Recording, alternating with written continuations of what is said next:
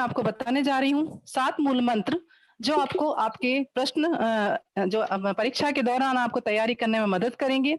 जब आप हिंदी का पेपर देने जाएँगे, उस समय आपको किस तरह से अब इसलिए, लेकिन तो ऐसे शब्द आप बार-बार, बार-बार अपने उत्तर में लिखते हैं, जो आपको नहीं लिखना चाहिए जिससे आपके अंक पर फ़र्क पड़ सकता है।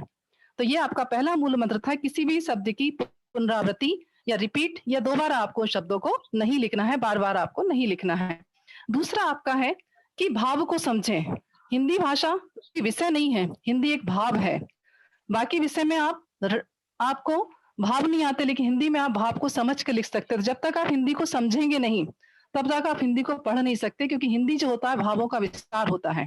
तो हमेशा हिंदी भाषा के भाव को समझें। आप किसी भी जब आप पुस्तक पढ़ रहे हैं तो आप पूरी पुस्तक को ध्यान से पढ़ें। आप 20 क्वेश्चन के माध्यम से या गाइड के माध्यम से रटे नहीं, आप उनको ध्यानपूर्वक देखें। अब आपका जो तीसरा मूल मंत्र आता है, वो आता है कि अपने विषय पर रहना।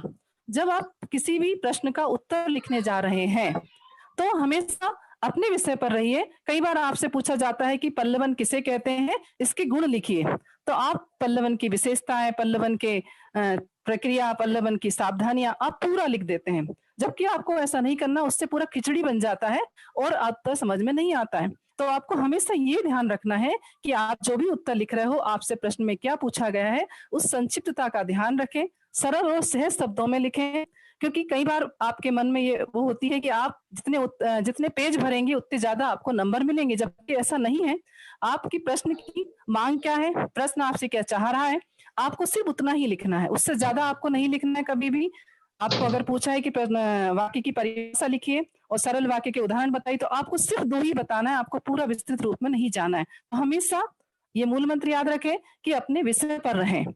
अगला है कि आप अपने दिमाग में एक रूपरेखा तैयार करें, यानी कि माइंड मैप।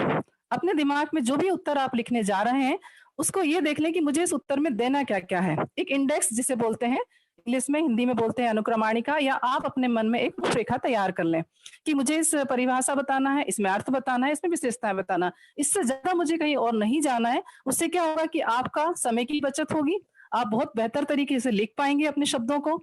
नहीं तो जब आपके अंदर रूपरेखा तैयार नहीं है, तो आपको समझ में नहीं आएगा कि अब उत्तर को शुरू कहाँ से करें। तो इसके कारण आपका समय खराब होगा।